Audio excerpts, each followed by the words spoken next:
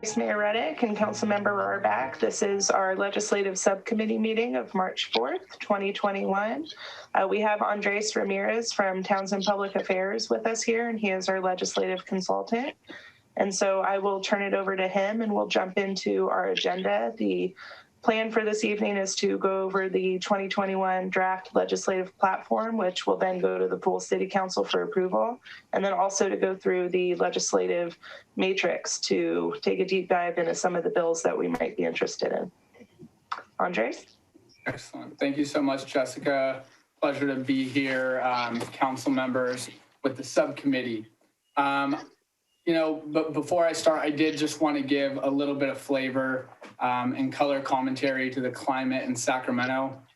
Right now, the legislature, as well as the governor's administration, are all heavily focused on vaccinations, as you can imagine, reopening criteria, getting children back to school, and then some early action budget items, which I believe some of you will have some questions on coming up soon.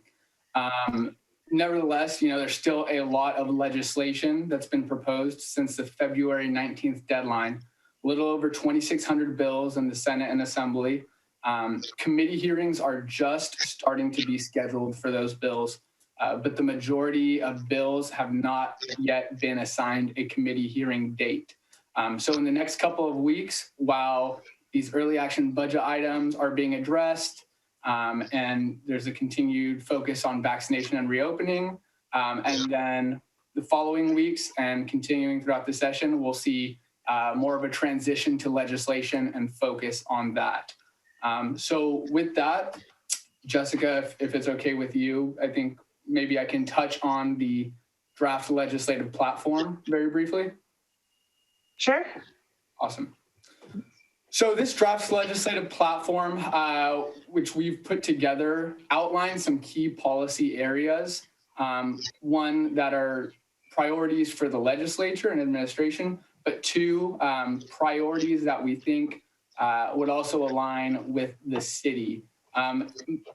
Generally, this legislative platform is a point of reference for you members of the subcommittee, as well as the larger city council, to just generally refer to and look at when it comes to taking positions on respective pieces of legislation.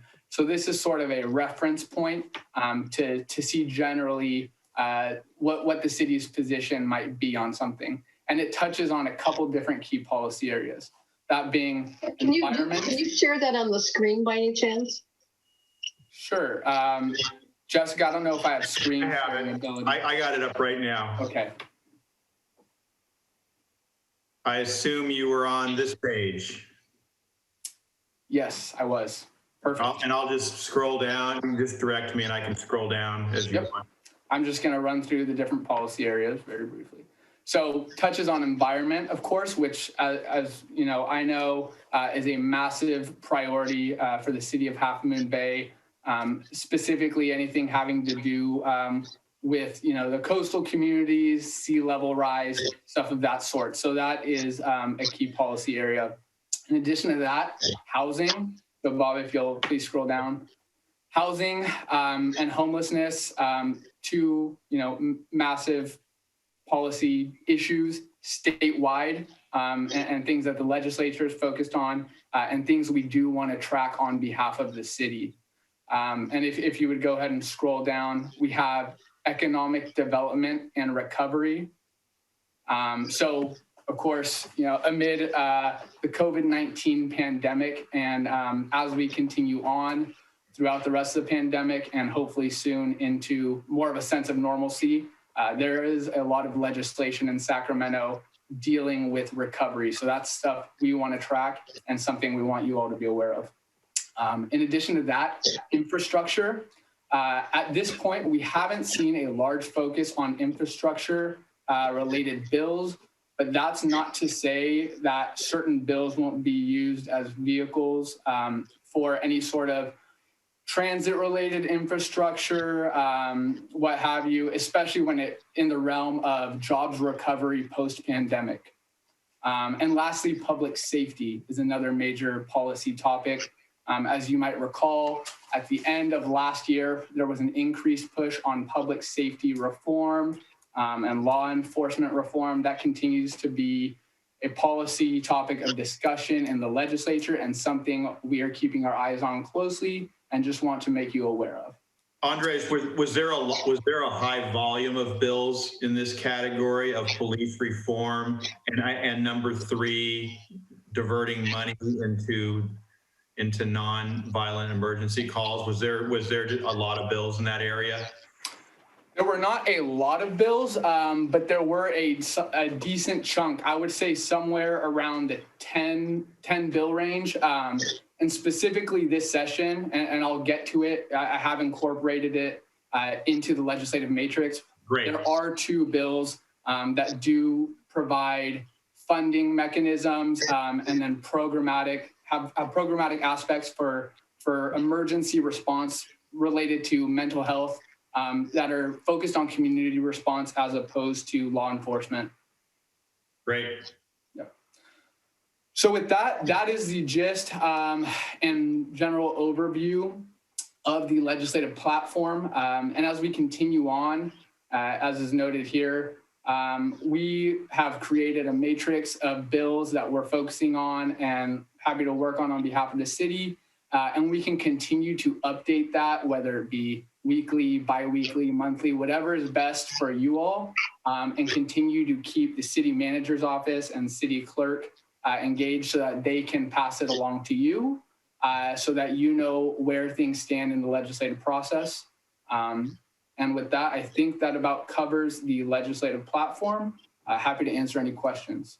And then if I could jump in real quick, Andre. So what we did in 2019 is after the platform was adopted by the council, we then used that to prepare any position letters throughout the bill session. And any bills that were somewhat minor but fell within the platform, we would go ahead and draft those letters and then put them on a council agenda under consent. And any that had kind of high public awareness or any that could have the potential to, maybe affect some of our intergovernmental relationships, we would then bring that back to the committee to get the committee's opinion on whether we should take a position and which position to take. And then, of course, would put that letter, if sent, on a consent agenda again. And so that would be the plan for this year as well. And then if there are any areas of legislation that are not currently in this draft platform that you think should be included, then now would be the time to discuss those prior to us taking it to the council. Could we start by going back to the first category, environment? And thanks for the context, both Andres and Jessica. That's important for the council and the public to understand.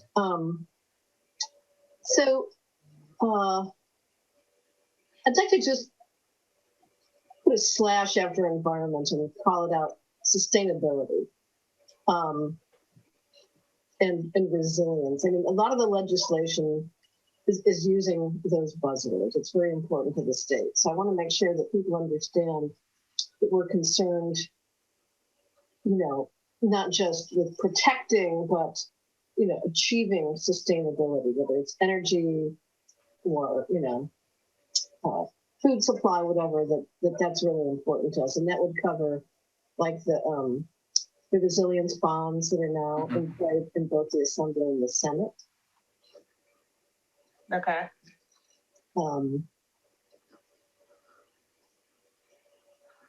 We could add that, and then we could add another bullet or two that are more specific to sustainability. Yeah, for instance, there's a bill that's supporting microgrids.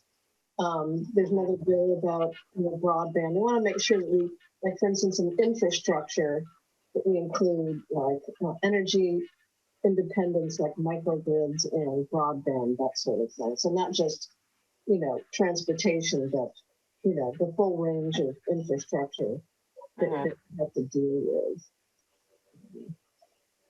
Okay. Absolutely. Yeah, SB4 is informally known as infrastructure, internet for all, broadband for all. And that I think we should definitely endorse. I guess that would be under infrastructure. Hopefully that one's on your list, Andres, and I assume No, it isn't. we'll get to it, No. or we'll make sure to add it. Yeah. that's what Yes, I'm absolutely. It is not listed on this list. It is a bill we are tracking, and I can certainly speak to it, although it's not on this list that we'll go over today. I'm more than happy to discuss it with either of you Okay. and continue to track it. Good. And under housing, I want to get rid of the one about RENA numbers. Because, our RENA is higher than it should be because the RENA doesn't take into consideration our coastal location. So we definitely want more housing. I don't like the bills that would allow fourplexes on, a single family lot. So the ones that radically increase density, I don't think are suitable for here. So I'd rather just get rid of number 3 altogether. And we certainly want to up the amount of housing we have. We want it downtown. We want, ADUs, and we want to allow in certain, medium or multifamily density areas even more density. But the RENA numbers are a problem for all the cities, in our county, and a lot of people just want to go their own way. So I would say no to number 3. Okay.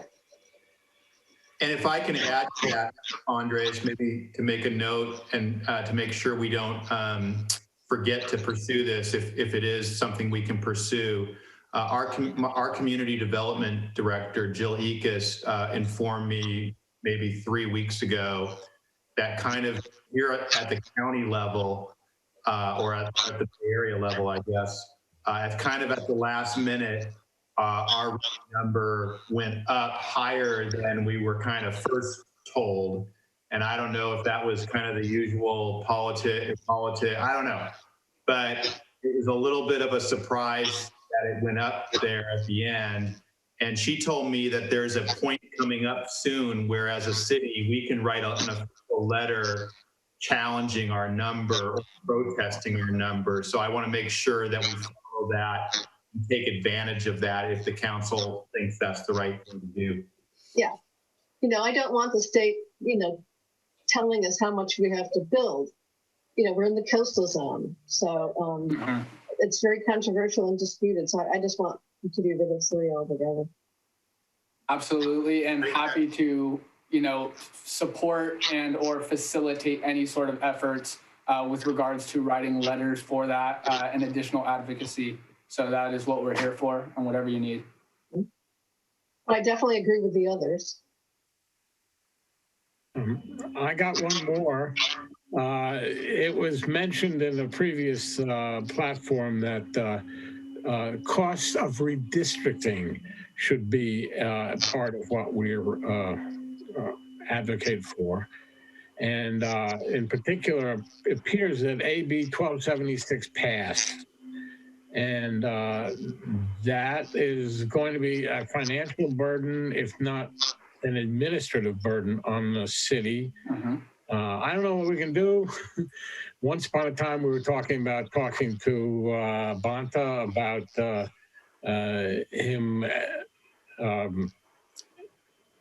not requiring small cities or coastal cities to abide by it. But I'm bringing that up because I think it's important. It does have a direct effect on what we're doing, and I don't want it to just fall through the cracks. Certainly, and council member, I can actually speak to that on some of our efforts on behalf of the city.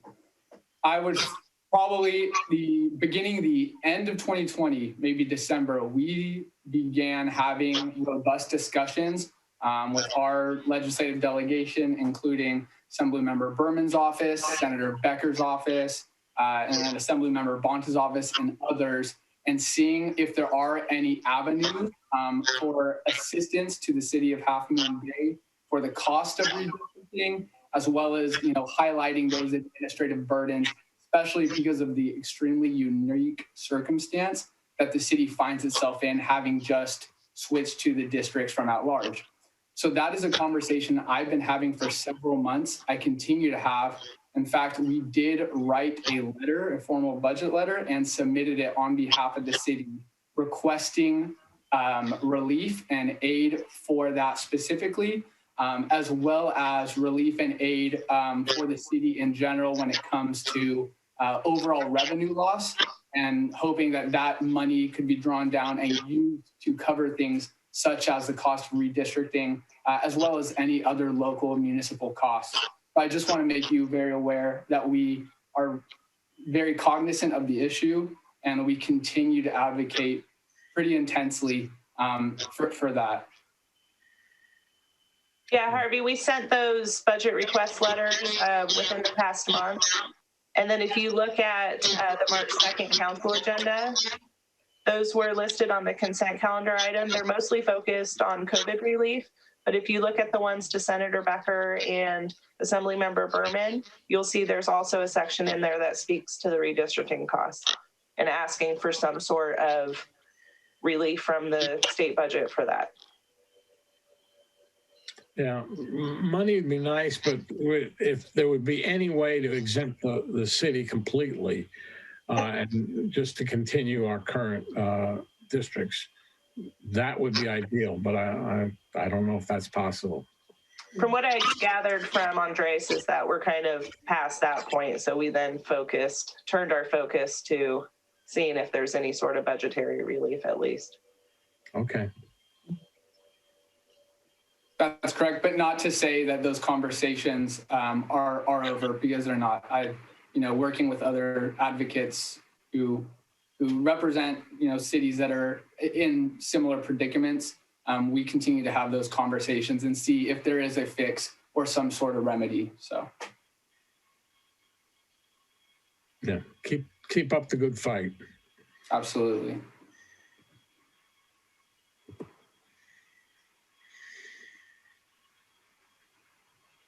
Anything in these two sections?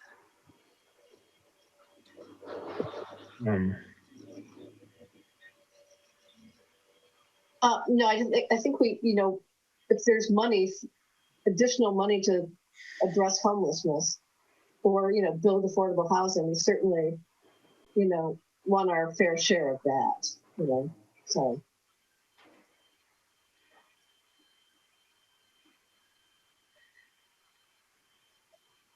Yeah.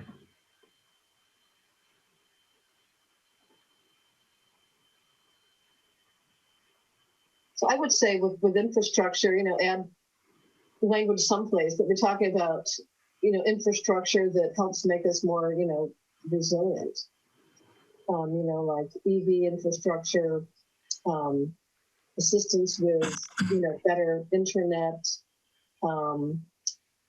energy microgrids, anything like that. So to be broader about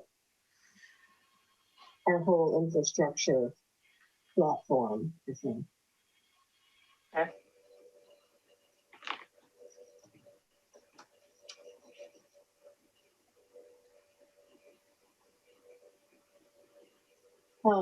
Public safety looks pretty good.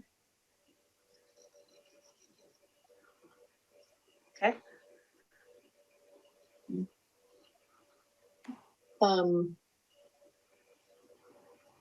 I'm actually writing an analysis right now on that Lee and Garcia public meetings bill.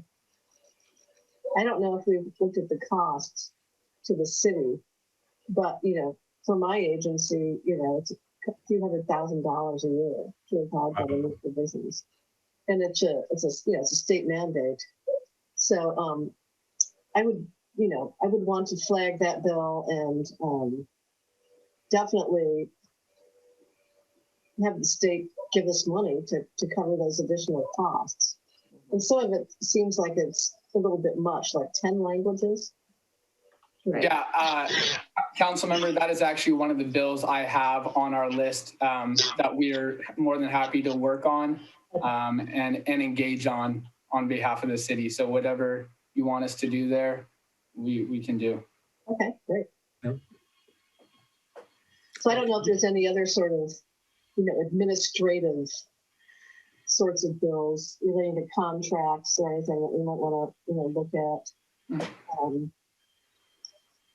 Maybe the general theme, if we were going to add the category to our platform, and I wouldn't be surprised if other cities are communicating this theme. Is any administrative burdens on city, we don't like them anytime, but during COVID recovery, I mean, give us a break, right?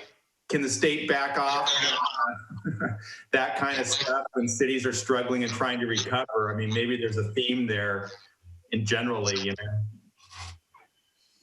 know. If you could scroll down, I did attach the 2019 platform. I'm trying to remember. I believe we had something in there about local control. Yeah, we certainly like, local control. Of course, I have a different perspective working for the state. You want the state to give you the big picture and the money, but you want as few strings attached in order to implement, local solutions, because oftentimes, one size does not fit all. So local control is important, but we also want to benefit by, state initiatives like for funding for climate change and all that other stuff too. So I'm always going back and forth on it. But. Yeah. I could see adding these two back, the election government transparency sections. Yeah.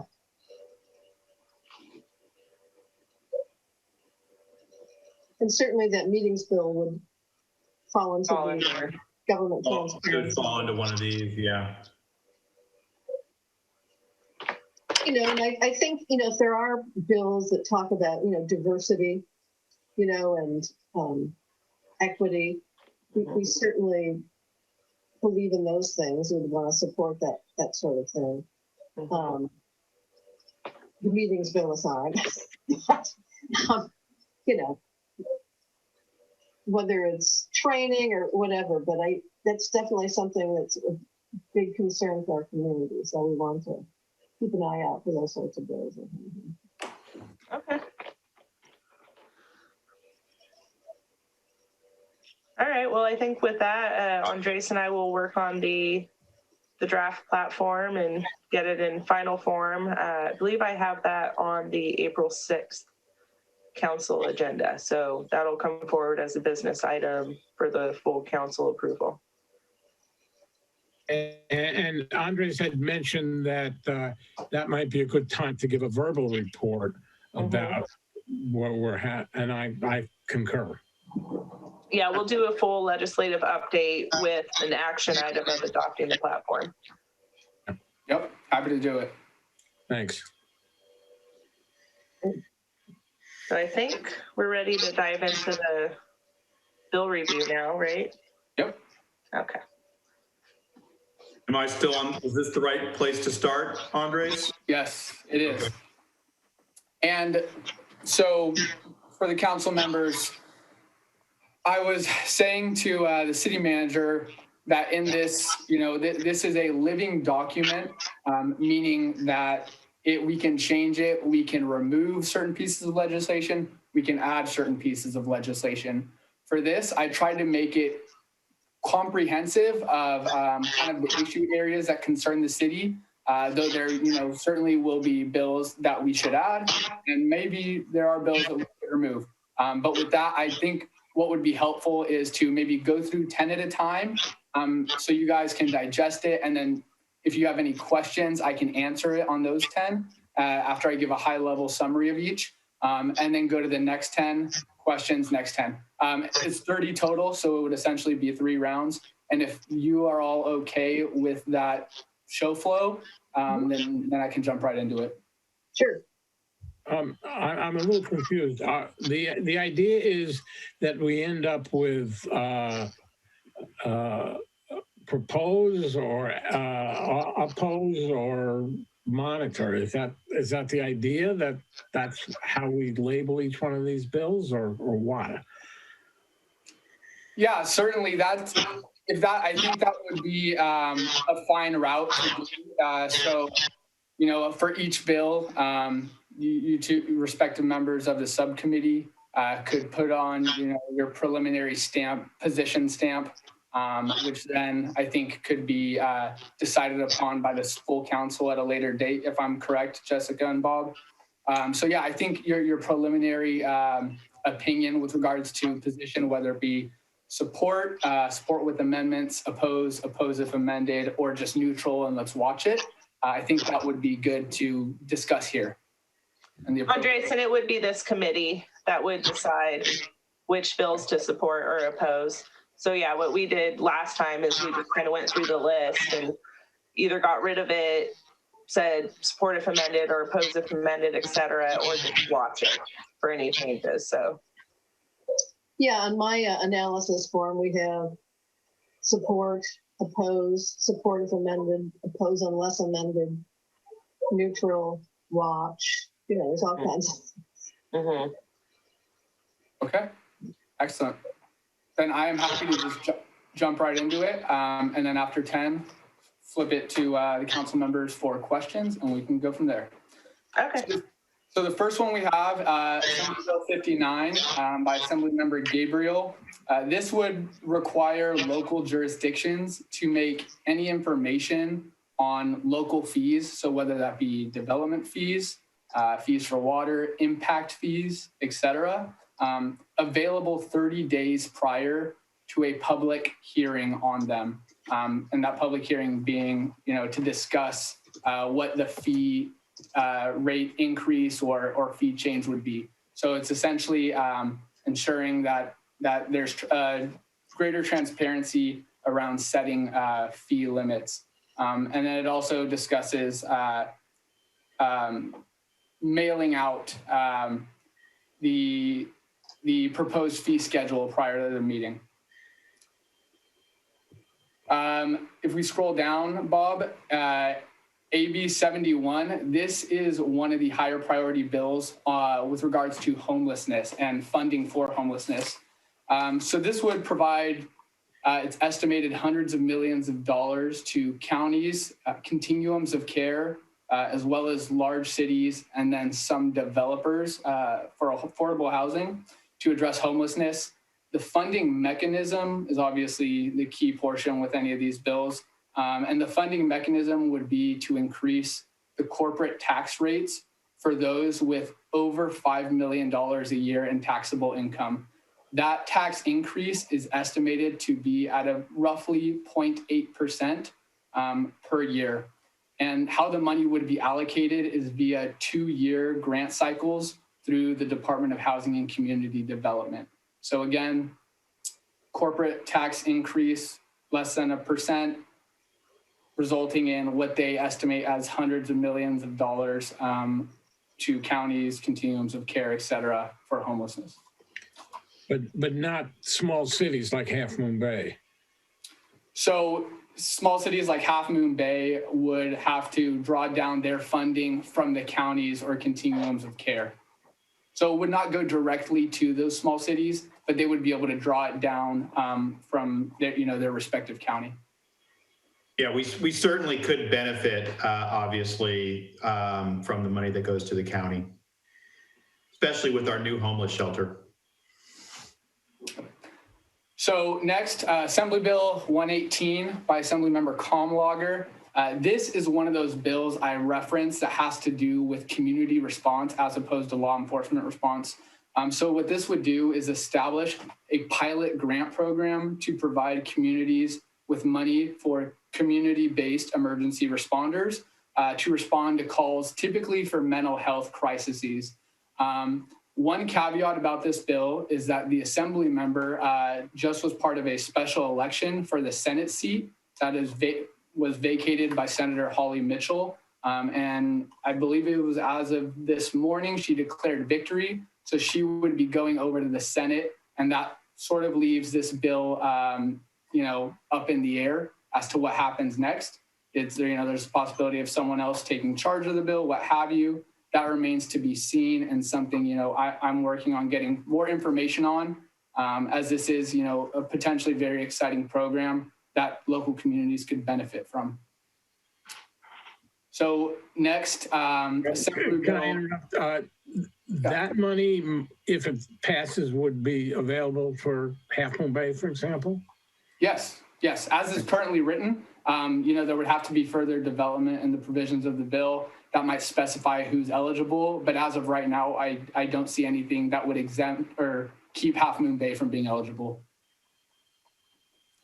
Next, and council member, you referenced this one, AB 339 by Assembly Member Alex Lee, which would require local government meetings and other government meetings to have translation services for the 10 most commonly spoken languages in the state of California.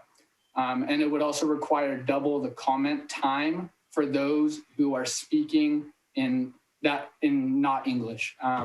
So, this bill would certainly place additional administrative burden on agencies and local governments. And that is the rough summary of that.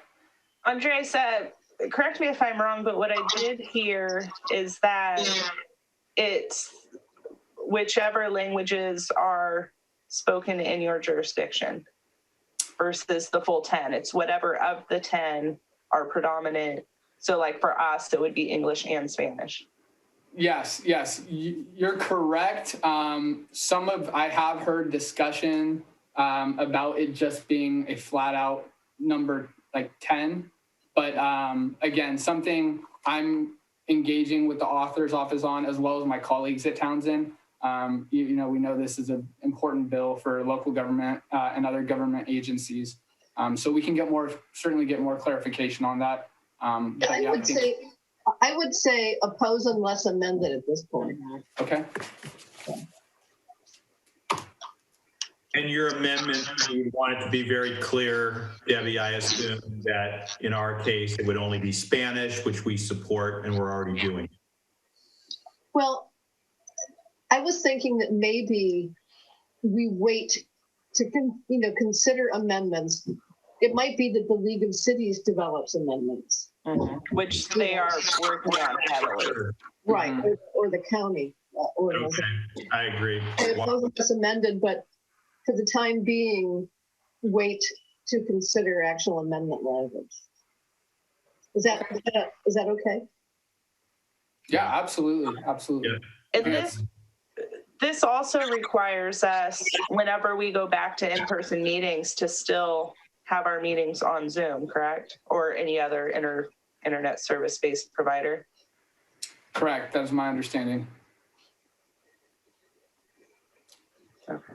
So if we're all okay, I'll continue on to the next one. And again, after 10 or so, we can come back for more questions if you have any. So Assembly Bill 602, currently this is a spot bill, meaning there's not substantive provisions in the bill. However, I have, as recently as this week, spoken with Assembly Member Grayson's office to get a little more insight as to what the language might be. And what I have been informed is that it's sort of a three-pronged approach to development fees. The first being they would want to, with regards to the nexus studies that are used to establish fees, there would need to be updated standards as to how local jurisdiction goes about their nexus study. The Department of Housing and Community Development would be directed to create a template that local jurisdictions would be able to follow to make it easier and reduce that administrative burden. And there would be incentives if they followed that template. Now, those incentives are not yet established, but that is what I've been told. With regards to the fees, they would like them to be based on proportionality to square footage of a development. Again, more specific language to come on that. And then there would also be some cleanup language to ensure that the fee schedules that each respective local government has are easily accessible, through their website. So, and the best example I can give you is they would want, if there's a link to a fee schedule, it takes you to a document or a page that lists it, as opposed to perhaps a video of a meeting where the fee schedule is explained in the video. So they would it's essentially trying to increase transparency on development fees. And again, this is a spot bill, and that is information I've derived from my conversations with the Assembly Member's office. So that would be like a watch. Yes, exactly. Yeah. So next, Assembly Bill 620 by Assemblymember Kevin Mullen. This is currently an intent bill. So again, it being an intent bill, it would probably, what I would recommend to watch, of course, defer to all of you. But this intent bill, from conversations I'm hearing, it's an effort to simplify the environmental permitting process and ensure that all state agencies and departments are coordinated when it comes to that process. That's the extent of what I know would be the intent and gist of the bill. Again, working with their office to try to get more language. And as soon as we do, we would present it to you and come back so you can make an informed decision. Yeah, this raises another point that we might want to include in the platform. The Resources Agency is spearheading this Cutting Green Tape initiative to basically reduce the amount of bureaucracy when making decisions about using sediment and doing restoration, permit applications. I think this Mullen bill is probably a piece of that. So I think in general, we want to support Cutting Green Tape initiative bills. Yeah, with bills that are still spot bills, we certainly want to watch. But Absolutely. Thank you. Next, Assembly Bill 678, also by Assemblymember Grayson, also having to do with development fees. Like I referenced my conversation with his office, they gave me a little bit of information on them. This bill in particular, they said they do not have any plans of moving it in 2021. Essentially, it would be a vehicle for any ideas that they might have with regards to development fees in the year 2022. So this bill won't be moving this year. Next, Assembly Bill 894, another one from Assemblymember Mullen. This is a spot bill, no substance yet. And again, engaging the author's office to see if we can get any draft language or preliminary intent on what this would fully become. Bob, if you would be able to scroll down, please. Assembly Bill 897, another one by Assemblymember Mullen. This would create or encourage greater inclusivity into the Natural Resources Agency's state climate adaptation plan, and as well as regional climate networks. Again, not fully baked language yet, but I think it is something that would be of interest to the city, particularly that it has to do with regional climate networks, climate sustainability. So something certainly to watch, and we can pull more information for you very soon. yeah, there's lots of these bills this session. Regional climate planning, regional networks, regional this, regional that. So I agree this is a watch. Yeah. In general, we want to support Kevin Mullen because he's typically good to us and accessible to us. But yeah, I agree. We need to just make this a watch for the time being. Certainly. And another thing I think would be important to mention is that, like you said, council member, there are a lot of pieces of legislation that have to do with, regional climate, sustainability, resiliency. And with that, as you know, a lot of those, there will be, reconciliation, and a lot of those bills would likely be merged or ideas from one, put into another when the bills start getting consolidated and the bill numbers decrease in the legislature. But certainly important to just, be aware of all the various pieces of legislation out there. So I did want to mention that. Next, Assembly Bill 988 by Assemblymember Rebecca Bauer-Cahan. This is another one of those two bills that I mentioned would sort of be the alternative to law enforcement response, particularly around mental health crises. This bill specifically has, generated quite a bit of buzz. It would essentially create a 988 emergency line in California. So instead of dialing 911, you would dial 988, and would connect people to mental health crisis intervention teams, and would essentially deploy those teams to go deal with mental health emergencies. Of course, like anything else, we wondering what the funding mechanism is, right? So for this, as it's currently written, it looks like there would be a monthly surcharge similar to the calculation they use for the 911 surcharge, which is no more than 80 cents a month, roughly.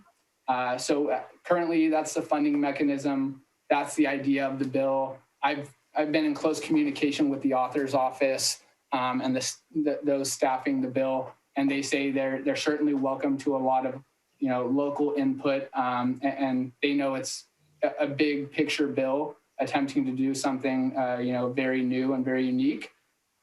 So I think it's certainly worth keeping a very close eye on right now.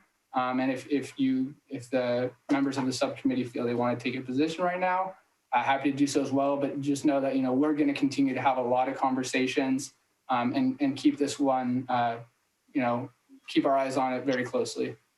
Yeah, I would say a watch for now, probably. What do you think, Harvey? I would support it. Okay. And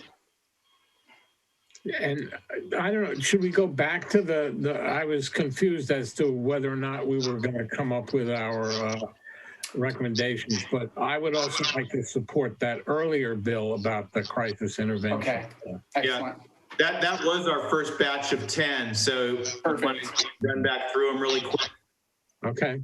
Yeah, I had a thumbs up for that one. Excellent. For 988 or the previous one with regards to the pilot program? I think he was referring to the one with grants, AB 118. Got it. Support. Okay. Yeah, 118, AB 118. Yeah. Okay. But starting with AB 59, this one seems like it's a little in the bureaucratic. Is this a watch, or what's the issue here, Andres? I would say watch. Watch.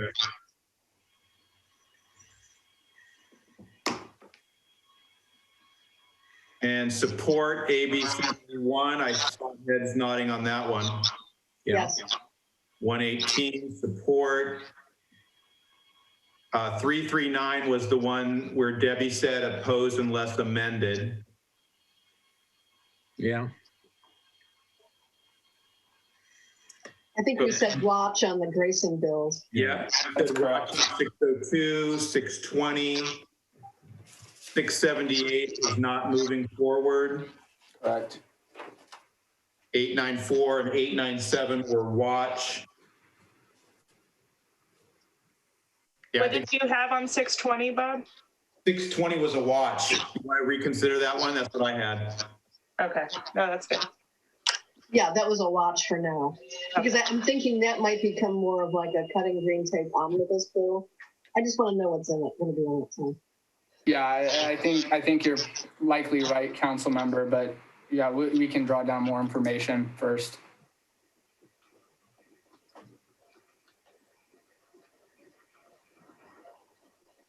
Yeah, so 988, yeah, we can support that. Alrighty. All right. That was bad. So, Here we go. yeah, moving right along. Another one by Assemblymember Mullen, AB 1029. This would add the preservation of affordable housing to the list of quote unquote local pro-housing policies that HCD reviews from the plans of local governments. So it's essentially, I think by reading it and in my discussions, it looks like it would be a helpful tool for local governments. Again, nothing that's fully baked yet, and I think there needs to be a little more language to understand, the full intent of the bill. But on its face, it looks like it might be a helpful tool for municipalities. Okay, let's say watch for the moment, and then. Mm-hmm. Yeah. Alrighty. So AB 1143. by Assemblymember Berman. This bill, we were having conversations with his office about it recently. We've been informed that it's not going to be moving this year because Senator Cortese, his office introduced nearly an identical bill, Senate Bill 649. So that it's not represented on this matrix, but something I'm tracking and that I can add to the matrix. Essentially, it would make it state policy to give affordable housing preference to those households that are lower income who are subject to displacement. And it does seem a little, a little nebulous and a little murky right now with that definition. So I would advise, it's something we watch until we can get a little more context on the full intent of the bill. But again, something that I think there's a bit of buzz around and we can do some more digging. Yeah, I mean, it makes sense to me. I'm definitely in favor of avoiding displacement of people. Mm-hmm. So, okay. Yeah. 1317, it's an intent bill. And the gist of it is very simple. It's to accelerate clean energy usage in California. That's the intent. No more substantive language than that at the moment. So again, my recommendation, something to watch. AB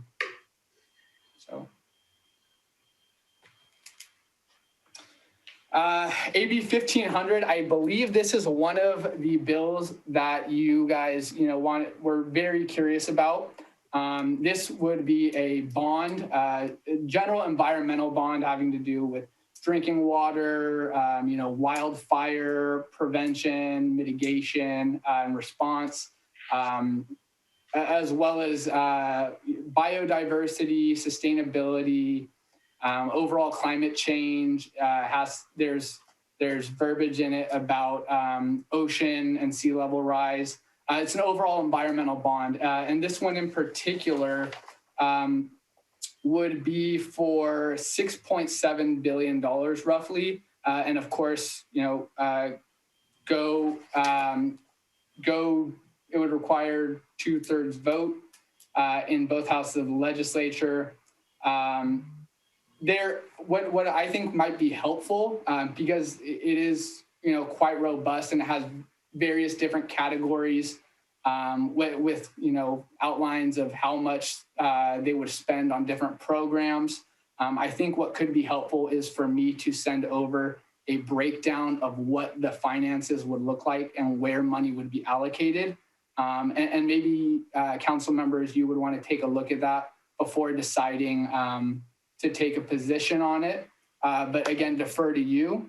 And later on, I will show that there's a bill very similar to this, a bond bill for environmental causes by Senator Porcentino. But curious to hear your thoughts on this one.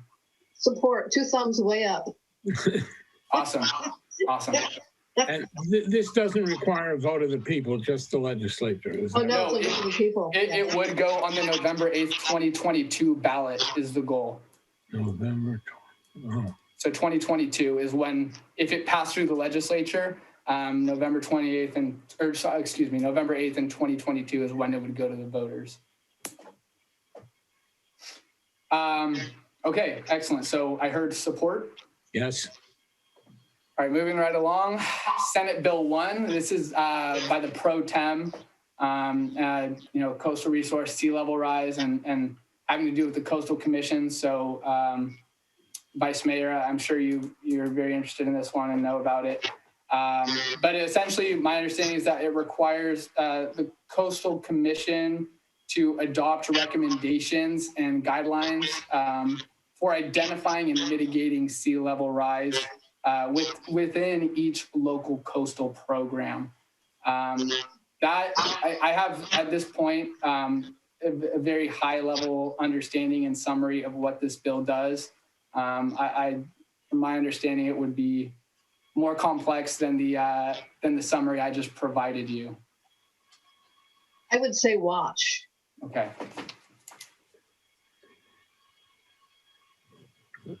switch. Is it So okay now we with you?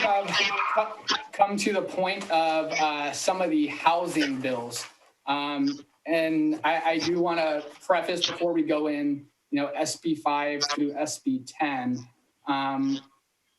A lot of these bills were part of the Senate Democrats' housing package last year, which, as you may recall, at the end of session, there was a bit of back and forth between the Senate and Assembly, as well as between parties. And a lot of these bills, which seemed to perhaps be going through, were not given the time to be heard, and as such did not advance last year. So these have been brought up very similar to their final forms at the end of the 2020 session. And again, some very high priority pieces of legislation.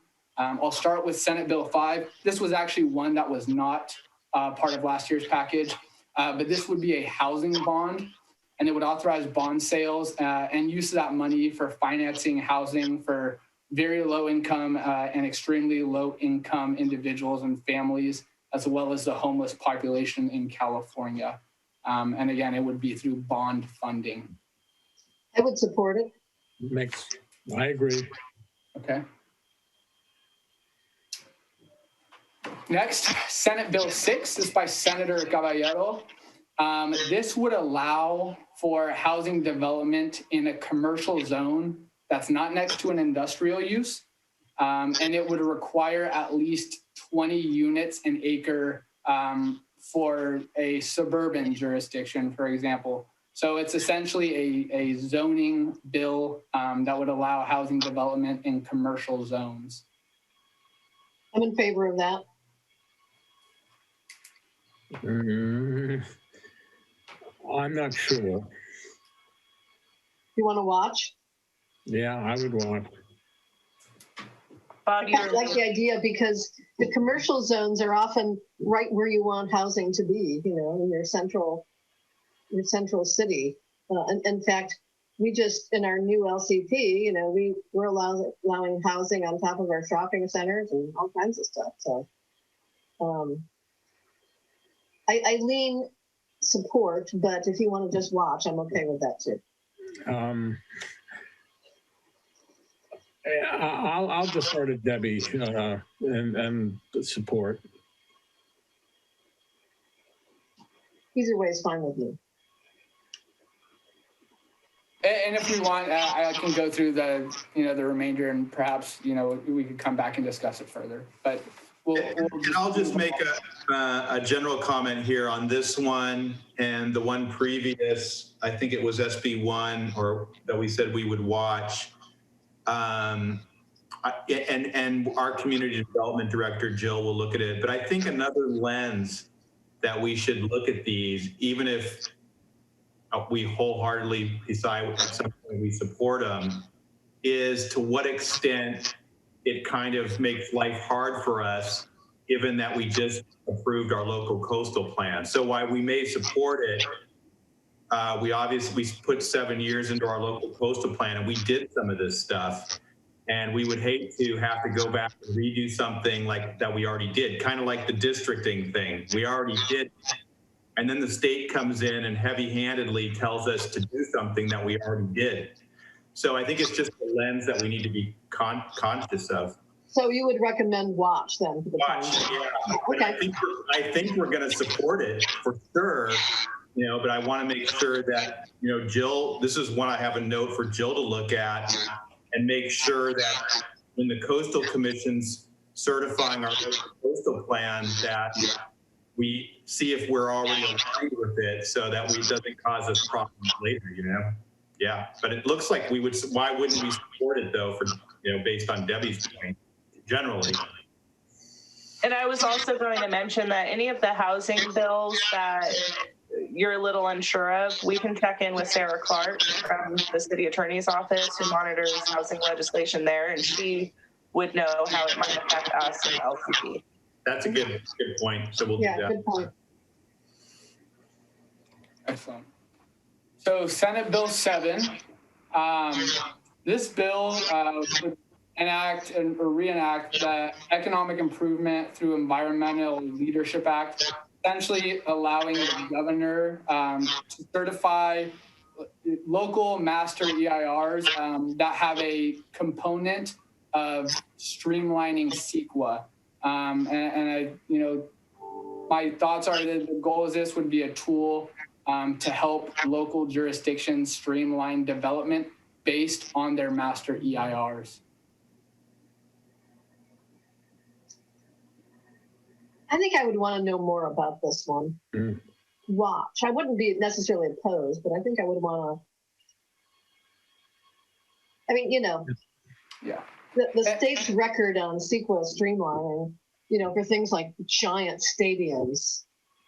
Jerry Brown was notorious for his CEQA exemptions. So I'm a little, CEQA exemption shy. I agree. Okay, I have a watch down for that. Yeah, I agree. We always need to, I think it's always important that as we watch these kind of bills and we look at ones that are meant to streamline, we also see how the environmental groups they're lining up, because that's important to us to see how various environmental groups, what they take on these bills. Well, and this bill would probably have a lot of input from labor too. I'm always interested in what labor thinks. Yeah. Yeah, absolutely. The building trades and things like that. So I think I would want to see kind of how it's playing out with a lot of other interest groups.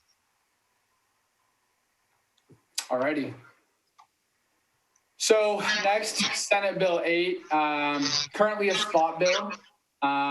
But, from what was sort of last year's version of this bill, it proposed density bonuses and other concessions to housing developers based on the percentage of affordable housing units in a particular development. So it is trying to create incentives to develop more affordable housing. Again, spot bill, non-substantive language at this point. So, there could be varying and unique and different language, but from what the bill sort of was at the end of last year, that was the general goal. Yeah, in general, density bonuses can, I think be a good thing, for below market rate housing, but I would certainly want to watch and see how this takes it. Yeah. All right. Senate Bill 9. This is another bill by Pro Tem Atkins. This would allow, streamline. It would be a zoning-focused bill and allowing, ministerial approval for additional units in single-family residential zones. I'm willing to take a watch on this, but in general, opposed, I think. I don't like this idea of ministerial very much for additional units, especially, in our neighborhoods right now, with access primarily only to 92 and 1. We have to be really careful where we grow. And we want to grow right now in our downtown core area. So I'm leaning, opposed. I'd like to hear from Harvey and, Bob and company. Now, I agree with you. I think we should oppose. We shouldn't allow this ministerial approval of stuff that we have no control over. So yeah, and this is one we'll have Jill and Sarah look at too, so they can give you additional advice as we go. So because again, our plan says we're going to concentrate development. Mm-hmm. And if every single family lot in town can have multiple units ministerially, that's not good for us. nope. So to clarify, did you want to take a position on this currently, or did you want to watch it? What's the consensus? Well, I lean opposed, but I'm happy to hear from our community development department. Okay. I think we're leaning opposed. I mean, this one, as I understand it, right, if you can do 2 units, and then on top of that, existing law then allows an ADU on each unit, and then a junior ADU. I mean, this potentially be 6 units, right? If I do the math right. Yeah. So Let's just say opposed. Got it. And also a point of clarification that I think might just be helpful for you guys to understand. We've been engaged in conversations with the pro tem's office, and particularly those who staff housing, and they're very aware that there's a lack of clarity on how much development there could be on a single lot in a single family neighborhood. So I know there are, efforts to have maybe some language clarification to say that, okay, it's limited at X amount of additional. So it's not a duplex and then an ADU and then a junior ADU. Because I know that it's, a big concern that perhaps it could be more than people think they would be getting. So I also just felt it was important to make you aware of those conversations. Absolutely. Okay. And we might morph into something else and we can change our opposed position maybe. But I think we need to come out of the gate saying, no. All right. Moving along. Senate Bill 10, bill by Senator Scott Wiener. This bill, as a little bit of color commentary and context, it had originally started out last year and evolved into various different versions as a zoning related bill. And in the end, at the end of last year, and it has been reintroduced this year, is actually a tool that local governments would be able to use. It would be an opt-in or a buy-in type of bill where the local government would have the ability to pass an ordinance to zone a parcel up to 10 units of residential density, as long as it's in a transit-rich, jobs-rich area or urban infill site. So again, it's an opt-in type of bill, and it gives the local government and the council yourselves the ability to pass an ordinance to do so. Don't local jurisdictions already have the ability and have that local control to determine their own general plan and zoning?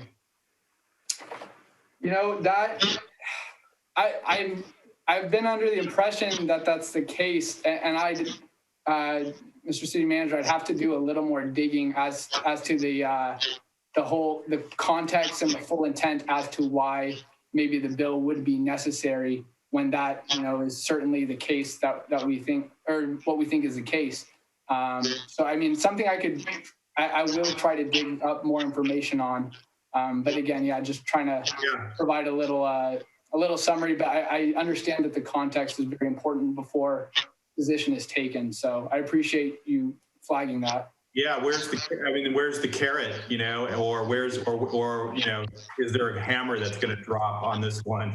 But also, I think generally it mostly doesn't apply to us because we're not transit rich or job rich. We do have urban sites, but I don't think we fit the actual definition of transit rich or job rich. So maybe we just watch for now. Interesting one to watch. Yeah, certainly. Okay. So next, moving right along, we have Senate Bill 45.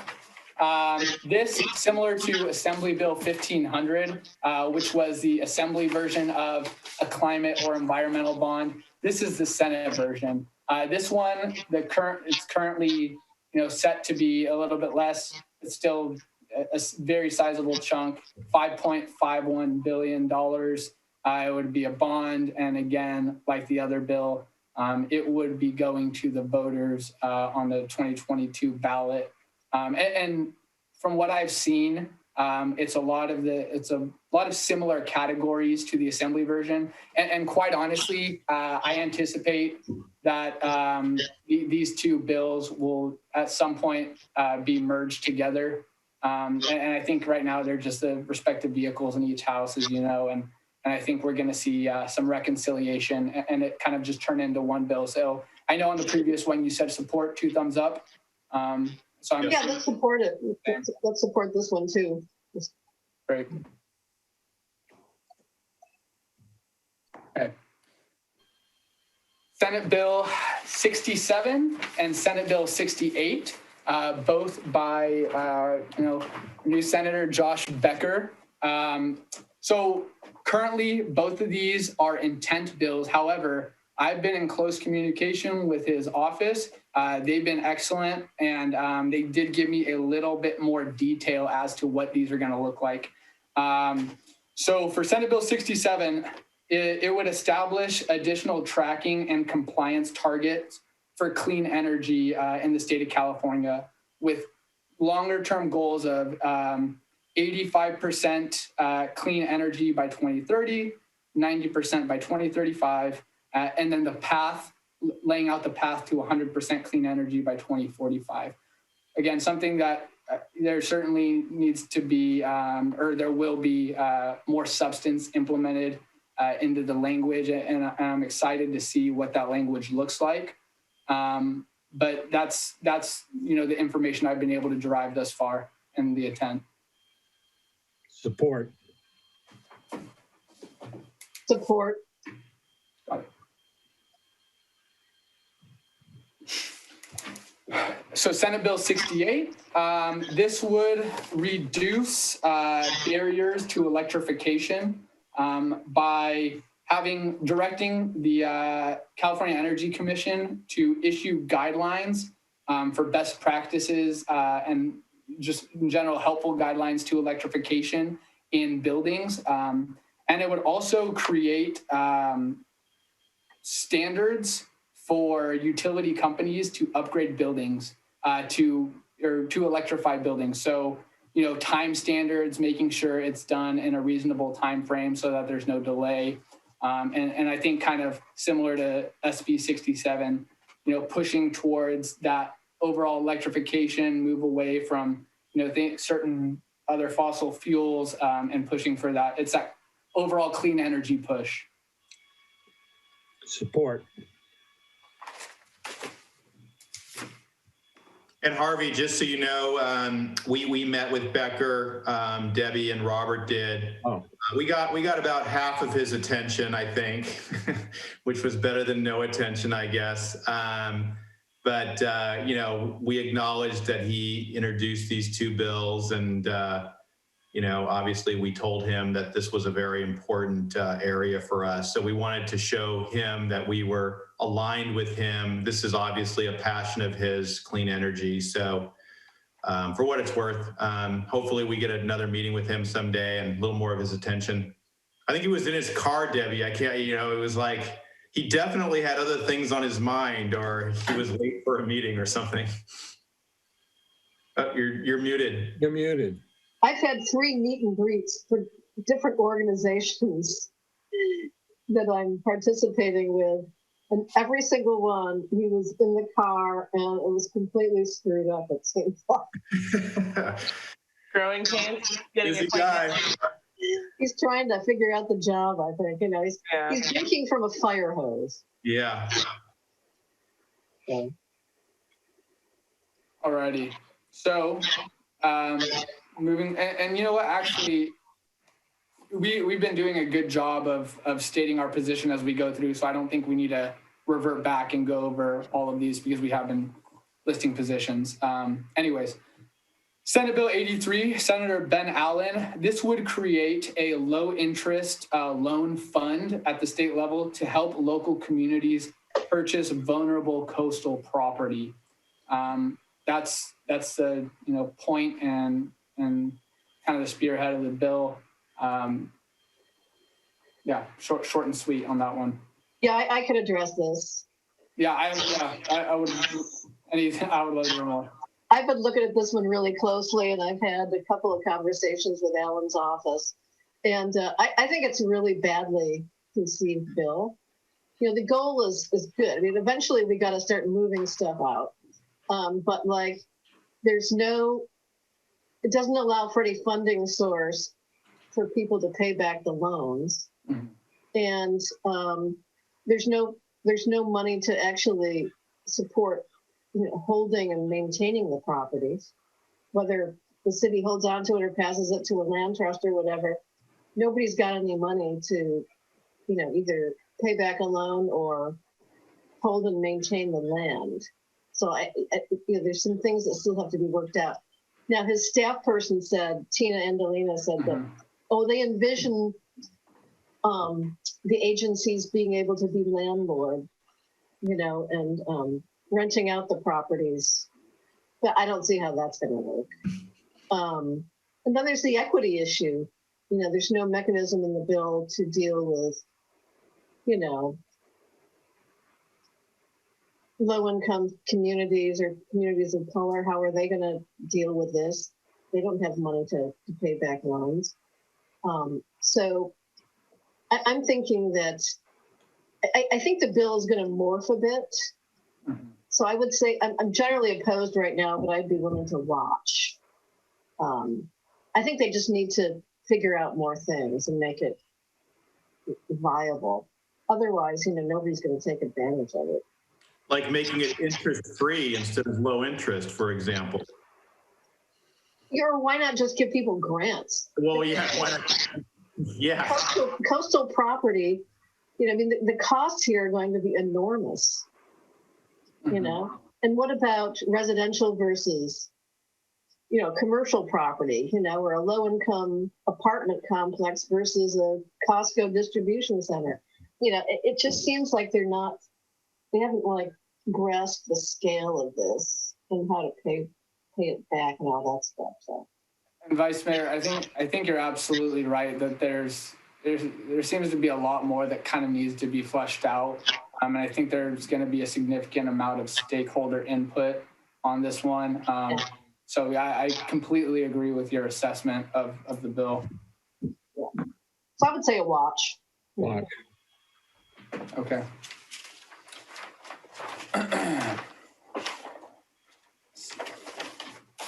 Is this one that you brought up, Debbie? This one looks familiar. I didn't look closely at this one yet because I was only asked to analyze the other one. So. Oh, okay. Yeah.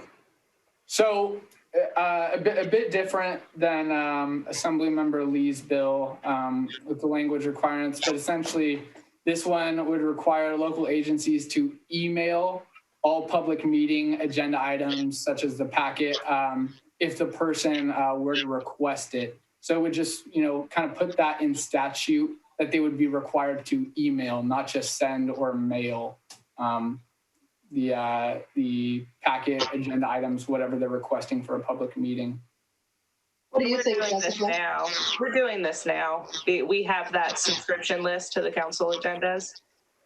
And so that email that comes from me from Constant Contact, that goes out to about 900 subscribers, and they receive the link to the agenda packet online. So you would be okay supporting the bill, or? Yeah, I would also just assume no position. I'm happy to support it, but I would also just assume no position. Okay. It doesn't really affect us as we've been doing it for a few years now. So Okay, that sounds we good. could, I'll talk with Andres more to see if there's any benefit of us supporting it. Okay. Yeah. I agree. I think no position would be better than supporting it since we're already doing it. I mean, it just seems like, why is he even bothered doing this? I mean. Okay. Alrighty. Next two, these next two are both by Senator McGuire, and I have to say both bills that are creating a bit of a buzz as well. So the first, Senate Bill 285, the California Tourism Recovery Act, and this one, I think has a particular, Half Moon Bay might have a particular interest in this. So it would have the California Travel and Tourism Commission develop strategic media, as well as a jobs recovery campaign from COVID-19 recovery. It would require the controller to transfer $45 million to the Travel and Tourism Commission to help, get this program and campaign up and running. But the effort really is to help bring or revitalize post-pandemic those communities that were heavily affected from the COVID-19 pandemic, specifically those, like Half Moon Bay that have, traditionally relied on tourism and things of that matter. Seems to make sense. What do you think, Harvey?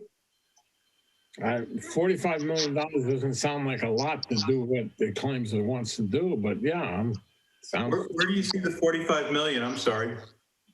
So it's not in the general summary, but in reading through the entire bill text, it notes $45 million the controller would transfer to the commission in order to run the program. But it's not indicative in the high-level summary. Yeah.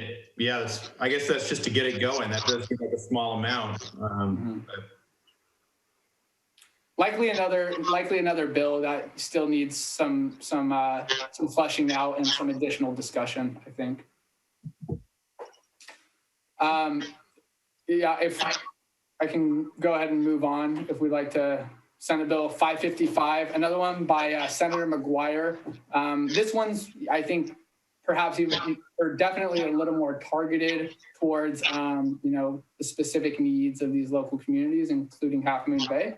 It would allow cities and counties to pass an ordinance allowing transient occupancy tax collection on short-term rentals, vacation homes. So think, Airbnb, VRBO, and then with that, the big thing here is it would be a streamlined and simplified mechanism for the tax collection and as well as the distribution to those local communities through a partnership with CDTFA.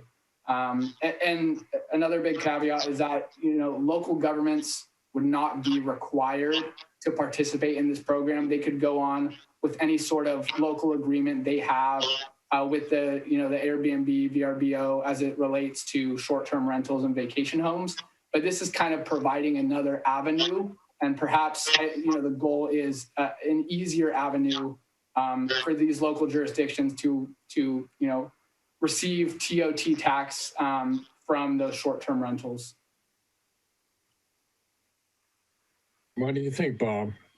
Well, I have first just a question. Maybe you don't know the answer yet. Would they charge an administrative fee? Yes, they would. I would need to check in and see what that administrative fee is. I remember. I don't want to say what I even think it is because I don't want to say anything falsely. But I believe it would be minor, but I can certainly check back and then let you guys know what that fee would be. Yeah, I think if it's opt-in, like we don't have to do it, and the fee's reasonable, I think it's worth supporting. And as long as we could keep the agreement we already have with Airbnb. So we do have an agreement with Airbnb, and Airbnb is not doing agreements with cities anymore. They got tired of it. But all the other platforms besides Airbnb, I agree, we have a good mechanism of collecting. So for all the other platforms that people use besides Airbnb, I could see us taking advantage of this. Okay. Yeah. Okay. I would say this is a light support for now, unless there's something we're missing. Got it. All righty. So we are on to the final two bills on this list. Senate Bill 591 by Senator Becker. This would allow for the development of intergenerational housing. So that would constitute a housing development, allowing a housing development that would have, I believe it's deed restricted to both seniors as well as transitional aged youth, typically those that are going through the foster care system. And it's my understanding that currently those developments are not, you're not allowed to, by law, to develop housing that would be specifically for both, seniors as well as transitional aged youth. They would have to be separate buildings.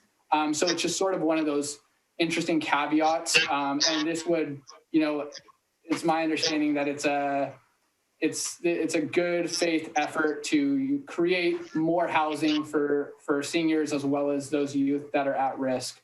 So that's my general understanding of the bill as it currently stands. But seniors want to be in the same development as youth at risk. I don't know. That's a great question. Like strange. I can't answer that. Yeah. I actually, I love the idea of intergenerational housing developments.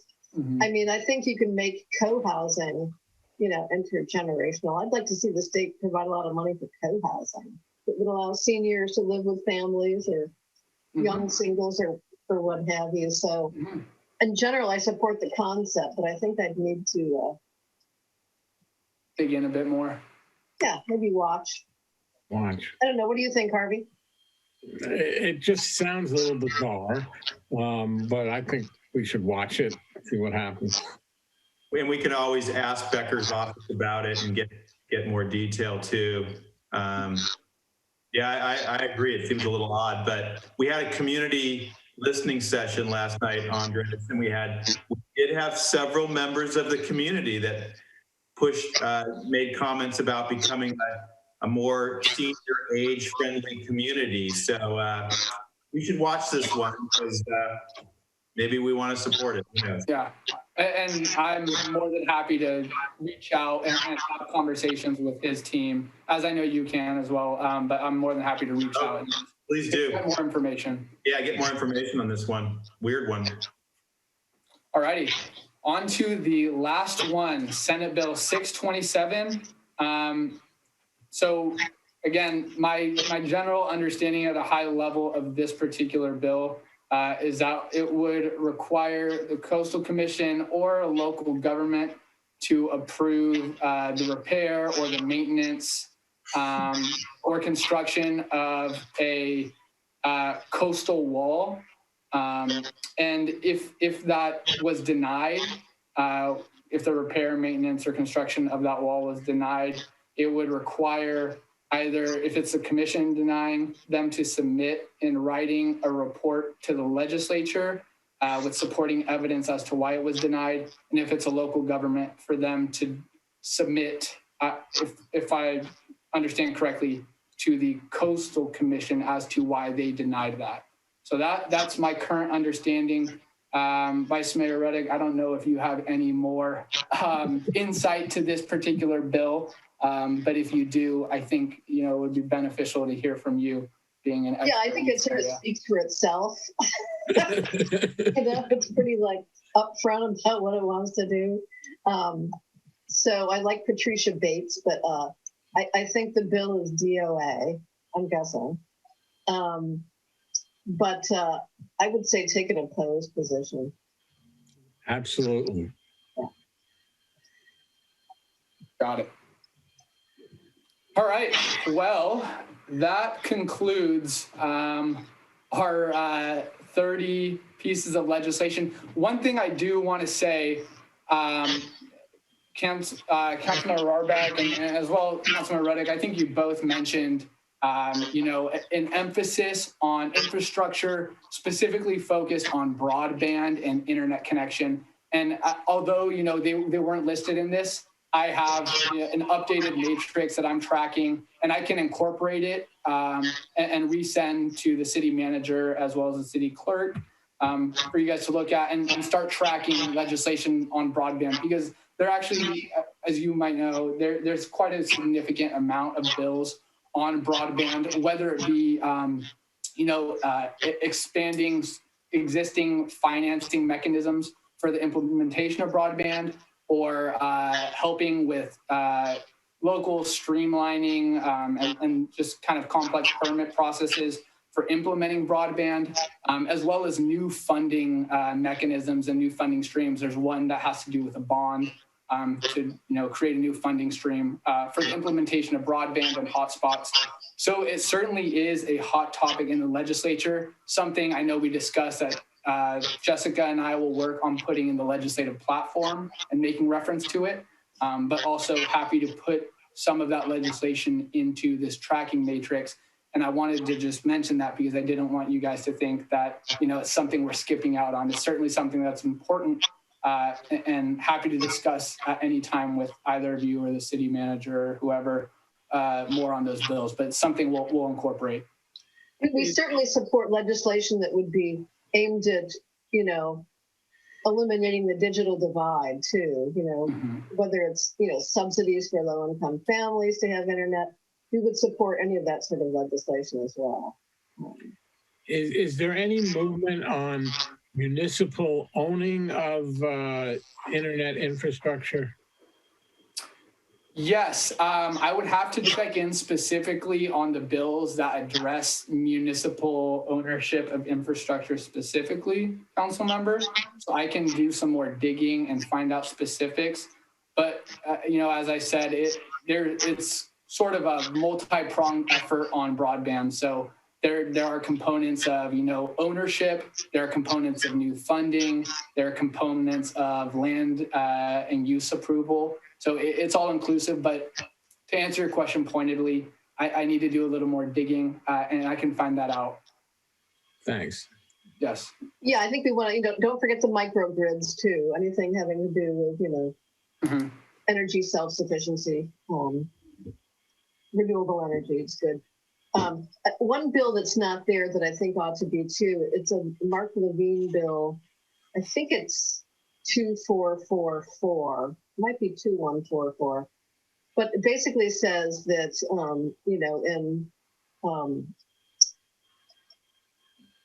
like developing your housing element or amending your housing element, cities and counties can include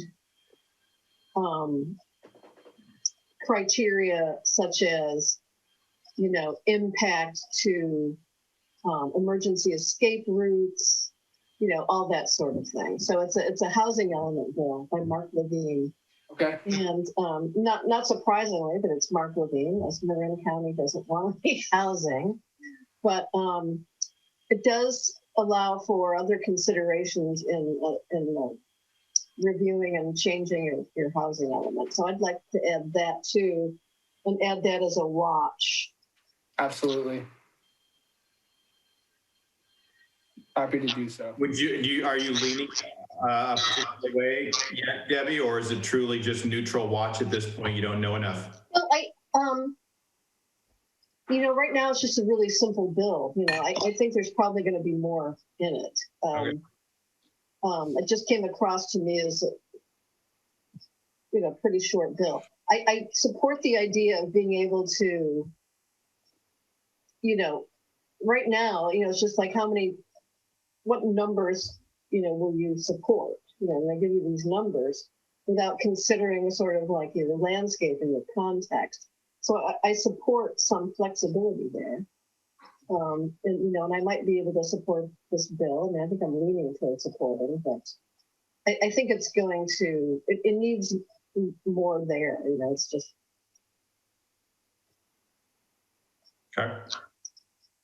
We'll add it as a watch. Yeah. I think there are a lot of people in town that would say support, but I want to see if it goes anywhere. Andres, if we don't have any other bills to discuss, would you mind giving us an update on the COVID-19 federal relief bill? Yes, absolutely. So as it currently stands, and we've been providing updates to staff frequently on the status of the federal relief. So the $350 billion to states and local jurisdictions.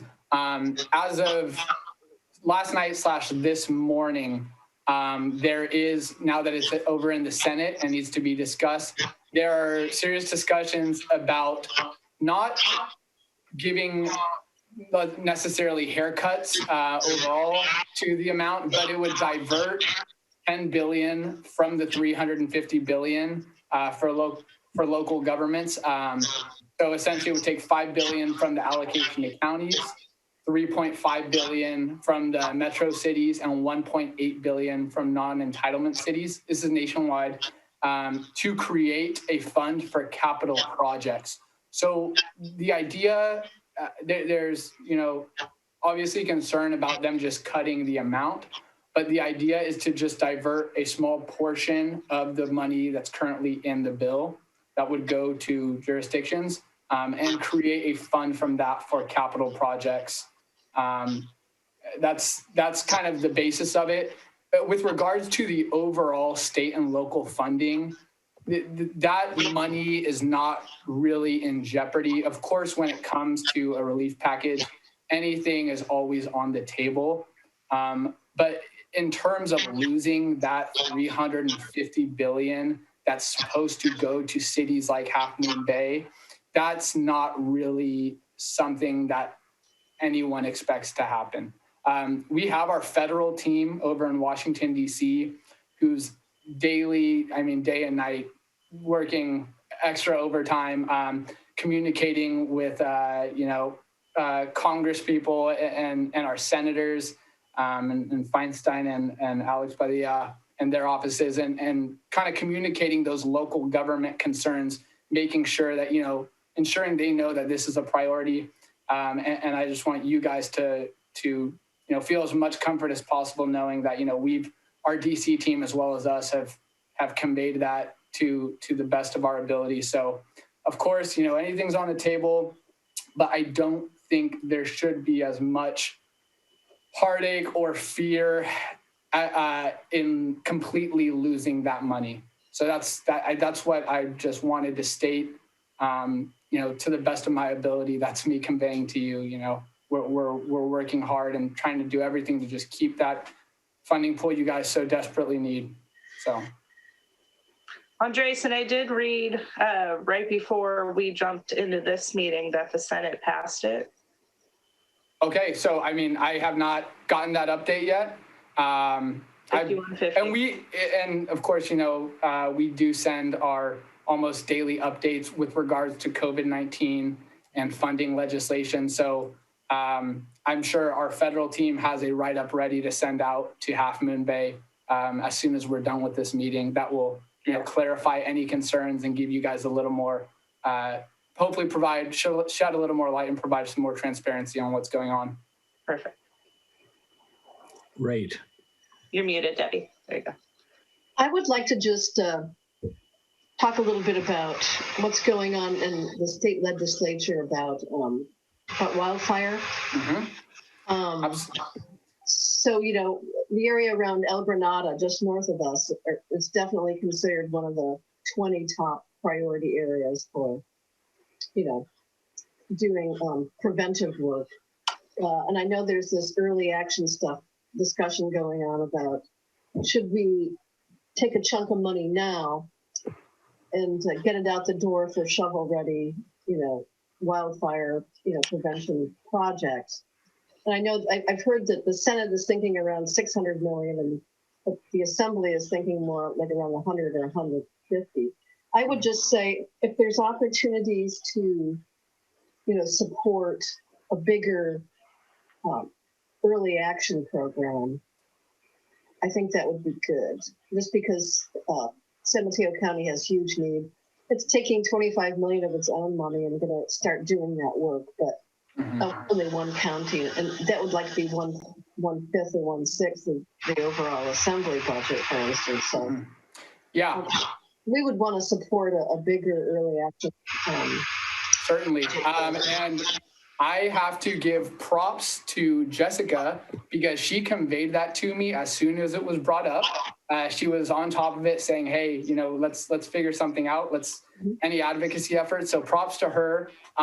What I did was yesterday, I actually reached out to both the Senate and Assembly Budget Committee specifically their staff, budget staff that are in charge of all things environment and wildfire related. I had phone calls with them, and what they told me was that you're roughly correct with your assessment of the Senate. They actually had a hearing on it 2 days ago, and currently their early action package for wildfire is sitting at $572.5 million. When I was speaking to Assembly Budget Committee, I mentioned, hey, it's concerning just hearing numbers floating around that are significantly lower than the Senate's, and started kind of, I guess, my impromptu advocacy lobbying efforts right there, and saying, there's some serious concerns about any low numbers like that. And I got some relieving clarification, and what they told me was that currently they think perhaps the Senate's might be a tad bit high, but in the governor's proposed, in his January budget proposal for early action plan for wildfire prevention and resilience, he puts out $323 million. What the committee consultant told me was that in the Assembly, there's still negotiations going on. There's a lot of rumors, but they are aiming at a early action package that is going to spend more than what the governor proposed at $323 million. So that $150 million, I know that was a long way of saying it and kind of building up the tensions, but great story. Thank you, Andres. Their plan is to put out more than $323 million for early action wildfire. And of course, there's going to be reconciliation between the two houses and figuring out that final number, and what the allocations can fully be used for. But, rest assured, they are very aware of the significance of that funding, and very aware that 100 or 150 million would not be nearly enough. So I hope that, clarifies any, or addresses any concerns or clarifies any questions you had. Great work, Andres and Jessica. Thank you. Yeah, all credit goes to Jessica. She's on top of it. Jessica is on top of everything. Yeah, we're glad to have her. Very good. Well, thank you for all this wonderful homework. Yeah. Yeah. I'm happy to answer any other questions, or Bob or Jessica or council members. Do you have anything else you wanted to ask me? Well, where we'll go from here is Andres and I will finalize the draft platform. We'll put that on the April 6th agenda, and also plan for Andres to do a general legislative update. We'll start looking through the bill list on those that we marked opposed and support and watch, and start working on those position letters. And then I'll also reach out to Sarah Clark to get her more Half Moon Bay perspective on those few Senate bills related to housing. And then we can touch base again with Andres to decide if we're going to take any positions there. Sounds like a plan. All right. Awesome. Yeah. Well, yeah. You good, Harvey? I'm sorry. Go ahead. I'm just asking Harvey whether he was good. Good to go. So when you present your verbal report to the council, I think it should only be those bills which we're supporting, and explain. Otherwise, we'd be there all night. Okay. Happy to do so. He's going to do the research on the broadband and the microgrids, adding those ones. Yep. All right. You certainly want them to know which ones we're opposing too, so not just support. Really? I would say do the whole list, and the reason is I think it's good for the whole council to see the universe of legislation that's out there. We don't have to discuss everyone. Before, I think the discussion was focused just on the key bills, the supports and the opposed. So we don't have to discuss every single one. Yeah, we'll focus it. So we've been at this now for an hour and 40 minutes. I think using the benefit of everything we got from you, I think if we focus it, we'll be under an hour. We can do it in under an hour. Certainly. Yeah, and I'll continue. I'll coordinate, presentation and show flow with Jessica and with input from Bob, and we'll make sure we're quick yet comprehensive. And not too wonky. Yeah, not. I'm happy to tone down the wonkiness. Absolutely. You're great. All right. Well, pleasure to be here again, Councilmember Rarback and Vice Mayor Ruddick, and thank you, Bob and Jessica and Jonathan, for having me on. It's my pleasure, and looking forward to continued good work with you all, and to speaking with you again, hopefully very soon. And give our Thank best. you, Andres. See you. I will, absolutely. All right. Thanks, everybody. Thanks, everybody. Good night. Thank you. Good night.